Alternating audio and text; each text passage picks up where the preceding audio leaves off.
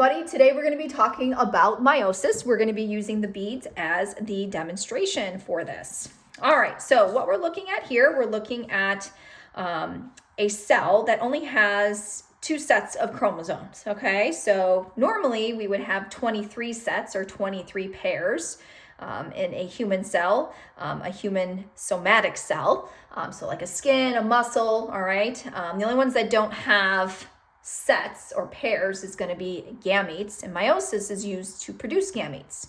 So here we're looking at a 2-set, all right, a 2-paired organism, so only 2 chromosomes. So they have each a set here, so it's a diploid here. If they only had one, let's say that, one of each chromosome, that would be haploid. Because we have a set of them, it makes us diploid. Now the colors are indicating, it doesn't matter who's who, but we've got a maternal chromosome and we've got a paternal chromosome that was given us for chromosome number 1. You can see here we have a maternal and a paternal for chromosome number 2. So when we talk about meiosis, that is the purpose that is used for gametes, sex cells, sperm and egg cells to reduce their chromosome number to haploid form. And so before we start meiosis 1, just like mitosis, we are going to have an interphase. And what's going to happen during interphase, specifically the S phase, is we're going to replicate our DNA. So we're going to double up on our chromosomes. And so here we go. Let's double up on moms, double up on dads. The white bar here represents the centromere. That's that protein that unites those 2 chromosomes together. So you can see we've doubled up on chromosome number 1. We've doubled up on moms. We've doubled up on dads. You can see for chromosome 2, we've also done that as well. And so now that everything's okay, we are ready to move into the first meiosis group of phases. So meiosis 1. Meiosis 1 is going to include prophase 1, metaphase 1, anaphase 1, and telophase 1.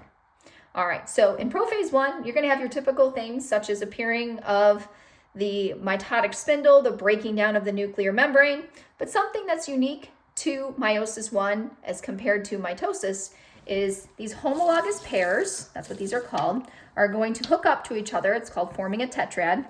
And what they're going to do is they're going to exchange some of their genetic information. This is going to contribute to genetic diversity. And so I always like to think about it, they're going to exchange their shoes. So they're going to break off part of their chromosomes and they're going to exchange this genetic information. And it's okay. It's not like we're giving eye color for earlobes or anything like that. Oh, I can't get that in there.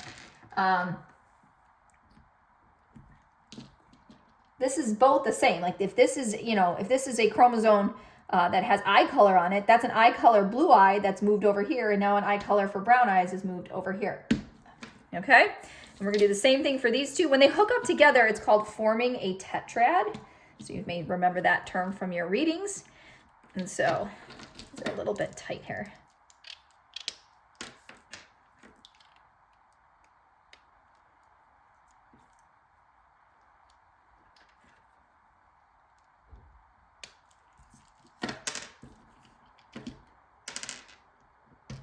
Okay, all right, so this is one of 2 things that we're going to talk about that increases our genetic diversity. Okay, so now what we're going to do is we are going to go into metaphase 1. Now, if we were mitosis in metaphase, we would all line up like this, and then eventually in anaphase we'd split. But what's different about meiosis 1 is they line up as homologous pairs in the center of the cell. They line up as homologous pairs in the center of the cell. And how they line up is at random. It's called independent assortment. So you can have this over here, or you can have this over here. Vice versa, it does not matter. Now what's going to happen is there's going to be no breaking of the centromere, but the pairs are going to separate. The pairs are going to separate. So let me go ahead and get a different sheet of paper here.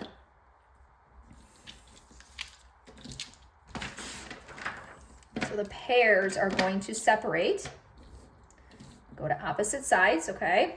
And then what's going to happen is, kind of turn them this way, they're going to separate, okay? And that's during anaphase. So not the centromeres are not going to break, the pairs are going to separate. Now what's going to happen is now we're going to have these 2 sets of cells, and it could be this or this depending on where they lined up, okay? And so in telophase now we're going to have 2 cells that are not identical to the parent cell that we started with over here. All right, you can see that because of that crossing over that happened, we have that genetically, we're shuffling the genes basically. Okay, so now what's going to happen, we are ready to go into meiosis 2. There is no interphase between meiosis 1 and meiosis 2.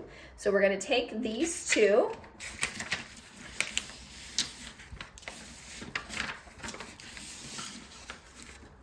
Hopefully you guys can see both of them in there.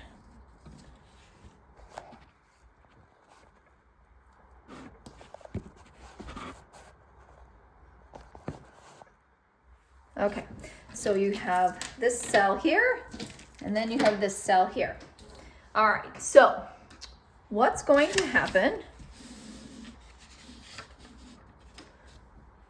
Okay, so what's going to happen now is we're going to go through prophase 1.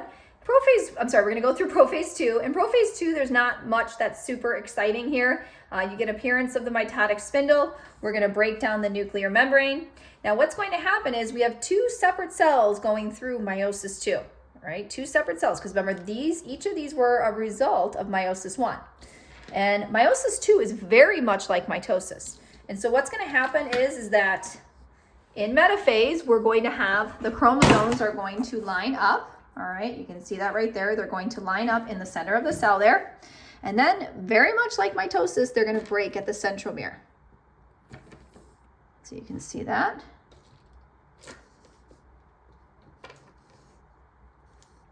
All right. And then what's going to happen is you're going to have these chromosomes form in anaphase after they separate in telophase.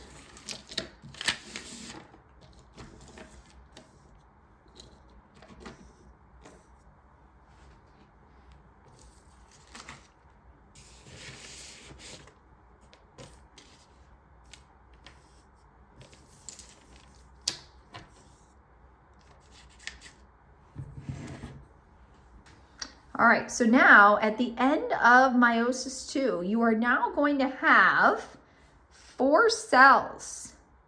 And they're only going to have 1 copy of chromosome 1 and 1 copy of chromosome 2. So they are considered haploid. There's no more sets. There's no more pairs of them. And so each of these cells, if this was dealing with a human cell, we'd be dealing with each one would have 23, 23, 23, and 23. All right, and that is it for your review of meiosis with the beads.